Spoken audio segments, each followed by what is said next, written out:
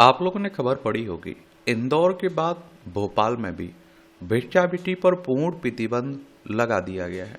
भिक्षा लेना छोड़िए, अगर आप भिक्षा देते भी हैं, भीख देते हैं ना, तब भी आप देखते हैं कि अब पर कार्रवाई हो सकती है। तो इसके बारे में एक सामान्य जानकारी देखते हैं। भोपाल में भिक्षावृत्ति पर प्रतिबंध आखिर क्यों लगाया गया है, कानूनी कार्रवाई की क्या बातें होती है, उस पर भी बात करेंगे। और भिक्षावृत्ति से संबंधित कानूनी प्रावधान कौन कौन से हैं, उन पे भी बात करेंगे, उनके बारे में जानेंगे। और भारत में भिक्षावृत्ति के प्रचलन के कारण क्या है, इन कारणों पर हमें ज्यादा फोकस देना चाहिए और उन कारणों का समाधान करना चाहिए। भिक्षावृत्ति का समाज पर क्या परिणाम होता है, उस परिणाम के बारे में हम लोग जानेंगे। और आप लोगों का कोई सवाल हो, सुझाव हो, तो आप लोग बता सकते हैं। इस तरह के टॉपिक से आपके एग्जाम में क्वेश्चंस पूछे जाते हैं, चाहे आप लोग स्टेट पीसीएस एग्जाम की तैयारी कर रहे हो या फिर सिविल सर्विस एग्जाम की तैयारी कर रहे हो। देखिए, हमारा प्यारा भारत है, इसमें आप देखिए मध्य प्रदेश है, भोपाल इसकी राजधानी है।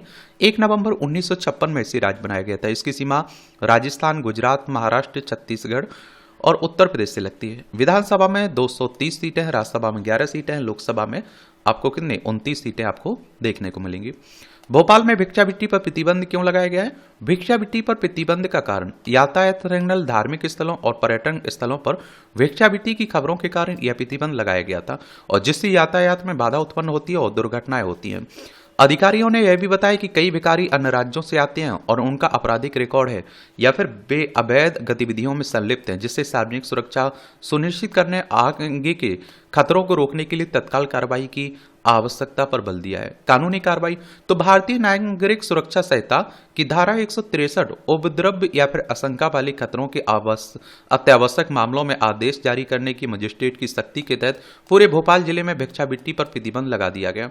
इसके अतिरिक्त बीएनएसएस की धारा 223 उन लोगों को दंडित करती है जो लोक सेवकों द्वारा आधिकारिक रूप से दिए गए आदेशों की अवहेलना करते हैं। यह प्रतिबंध इंदौर के कदम के बाद लगाया गया, और जहां इस वर्ष के प्रारंभ में इसी प्रकार का प्रतिबंध लगाया गया था, और जिसमें आप देखिए उल्लंघनकर्ता के विरुद्ध प्रथम सूचना रिपोर्ट दर्ज करना भी शामिल है। अब भिक्षावृत्ति से संबंधित कानूनी प्रावधान कौन से? उपनिवेशिक कानून 1871 के आपराधिक जनजाति अधिनियम ने खानाबदोश जनजातियों को अपराधी घोषित कर दिया तथा उन्हें भिक्षावृत्ति से जोड़ दिया। वर्तमान विधिक ढांचा तो भारतीय संविधान के अनुसार ये आप देखिए संघ और राज्य सरकारों दोनों को संबंधित सूची ये आप देखिए 3 प्रविष्टि 15 के तहत आहिंडन अथवा विग्रेंसी भिक्षावृत्ति सहित घुमंतु और प्रवासी जनजातियों पर विधि का निर्माण करने की अनुमति है। भिक्षावृत्ति से संबंधित कोई केंद्रीय विधि नहीं है। इसके स्थान पर कई राज्यों, केंद्रशासित प्रदेशों ने बॉम्बे भिक्षावृत्ति निवारण अधिनियम 1959 को आधार बनाकर विधि का निर्माण किया है, और इस अधिनियम में भिक्षुक को न केवल भिक्षा मांगने वाले व्यक्ति के रूप में परिभाषित करता है, बल्कि इसके अंतर्गत ऐसे व्यक्ति भी शामिल हैं जो सड़कों पर प्रदर्शन करते हैं, जीवोपार्जन हेतु वस्तुओं का विक्रय करते हैं अथवा निर्वाह के प्रत्यक्ष साधन के अभाव में निराश्रित करते हैं। आहिंडन में भिक्षा मांगना भी शामिल है, और अधिनियम के अनुसार इन गतिविधियों में शामिल व्यक्तियां सामाजिक उपद्रवी होते हैं। विधि शास्त्र ये आप देखेंगे कि दिल्ली उच्च न्यायालय ने वर्ष 2018 में निर्णय सुनाया कि बॉम्बे अधिनियम की प्रवृत्ति मनमाना है और यह सम्मान से जीने के अधिकार का उल्लंघन है। निर्धनता को अपराध घोषित किए बिना इसका समाधान किए जाने के महत्व पर जोर दिया। भारत के सर्वोच्च न्यायालय ने वर्ष 2021 में सार्वजनिक स्थानों से भिक्षुकों को प्रतिबंधित किए जाने वाली मांग वाले एक लौकिक मुकदमे को खारिज किया और निर्णय सुनाया कि भिक्षावृत्ति एक आपराधिक मुद्दा नहीं है, अब तो सामाजिक आर्थिक समस्या है। ये हमारा सुप्रीम कोर्ट कह रहा है। सुप्रीम कोर्ट हमारी सर्वोच्च अदालत है। संविधान के अनुच्छेद 124 के तहत सुप्रीम कोर्ट की स्थापना की बात की गई। 28 जनवरी 1950 में स्थापना हुई थी। और ये आप देखिए इस्माइल ASMILFLE सामाजिक न्याय और अधिकारिता मंत्रालय द्वारा वर्ष 2022 में शुरू की गई आजीविका उद्यम हेतु हाशिए पर स्थित व्यक्तियों की सहायता योजना का उद्देश्य 2026 तक भिक्षावृत्ति मुक्त भारत की दिशा में कार्य करते हुए चिकित्सा देखभाल, शिक्षा को कौशल प्रशिक्षण प्रदान कर भिक्षुओं का पुनर्वास करना है। 2024 तक SMILE के तहत 970 व्यक्तियों का पुनर्वास किया गया, और जिनमें बालकों की संख्या 352 थी। अब कौन से कारण, क्यों लोग भीख मांग रहे हैं, उनका अगर समाधान हो जाए तो सब कुछ हो जाएगा। और दूसरा, एक छवि हमारे शहरों की खराब बनती है अगर इस तरह के लोग देखे जाते हैं, भीख मांगते हुए देखे जाते हैं। बहुत सारी समस्याएं होती हैं। 2011 की जनगणना के अनुसार भारत में भिक्षुकों और आहिंडकों की संख्या लगभग 4,13,670 थी। भिक्षुकों की सर्वाधिक संख्या पश्चिम बंगाल में, उसके बाद उत्तर प्रदेश, बिहार का स्थान आता है। और जनगणना की बात करें तो 1872 में लॉर्ड मेयो के समय से शुरुआत हुई थी। 1881 से नियमित व्यवस्थित जनगणना लॉर्ड रिपन के समय से शुरू हुई थी। भारत में भिक्षावृत्ति के प्रचलन के क्या कारण है? एक तो आर्थिक कठिनाइयां, गरीबी, बेरोजगारी, अल्पा रोजगार भिक्षावृत्ति के प्रमुख कारण है। हाशिए पर स्थित व्यक्तियों का गांव से शहरों की ओर पलायन करने से पर्याप्त निर्धनता की स्थिति उत्पन्न होती है और जिससे वे भिक्षावृत्ति के लिए विवश हो जाते हैं। सामाजिक और सांस्कृतिक कारक, जातीय व्यवस्था के कारण ऐतिहासिक रूप से कुछ समुदायों का हाशियाकरण जारी है जिससे उनके अवसर सीमित हो गए हैं।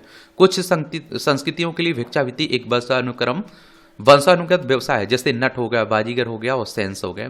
शारीरिक व मानसिक दिव्यांगता, स्वास्थ्य देखभाल और पुनर्वास सेवाओं के अभाव के कारण दिव्यांग व्यक्तियों को भिक्षावृत्ति के लिए विवश होना पड़ता है। पर्याप्त मानसिक रूप से बीमार व्यक्तियों को छोड़ दिया जाता है, वे जीवन निर्वाह के लिए भिक्षावृत्ति के लिए विवश हो जाते हैं। प्राकृतिक आपदाएं, बाढ़, सूखा, भूकंप से लोगों को विस्थापन होता है जिससे उनके लिए अत्यधिक निर्धनता और भिक्षावृत्ति की स्थिति उत्पन्न हो जाती है।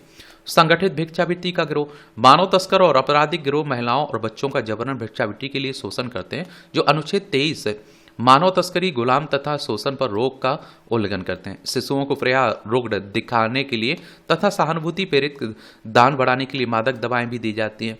भिक्षावृत्ति का समाज पर क्या परिणाम होता है? तो सार्वजनिक स्वास्थ्य और स्वच्छता जोखिम, भिक्षावृत्ति वाले स्थानों पर पर्याप्त स्वच्छता की कमी होती है जिससे बीमारियां फैलती है।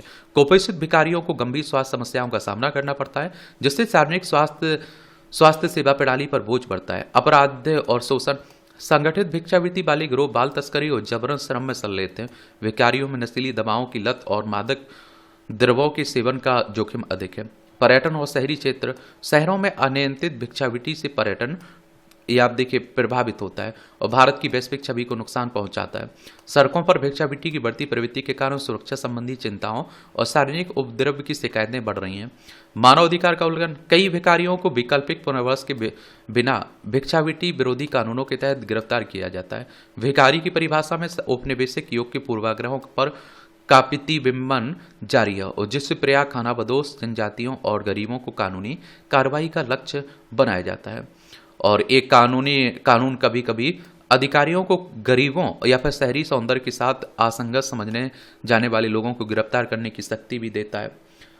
तो ये आप तो मुझे लगता है, देखिए इसमें आगे की राय क्या हो सकती है। भिक्षावृत्ति वाले गिरोह से निपटना चाहिए और सामुदायिक संवेदना भी एक तरह से बढ़ानी चाहिए। शहरी नियोजन और निराश्रयों के लिए सहायता एक तरह से कि उन्हें जरूरत ही ना पड़े भीख मांगने की। कुछ नीतिगत मैं कहता हूँ ढांचा भी बनना चाहिए और स्थानीय साझेदारियां, पुनर्वासित व्यक्तियों के लिए स्थायी आजीविका प्रदान करने के लिए स्थानीय व्यवसाय और उद्यमों के साथ सहयोग करना जिससे दीर्घकालिक आर्थिक स्थिरता सुनिश्चित हो सके और उन्हें जरूरत ही ना पड़े एक तरह से। आप लोग क्या सोचते हैं? अपनी राय आप लोग जरूर बता सकते हैं, बताना चाहिए आपको। ठीक है, धन्यवाद।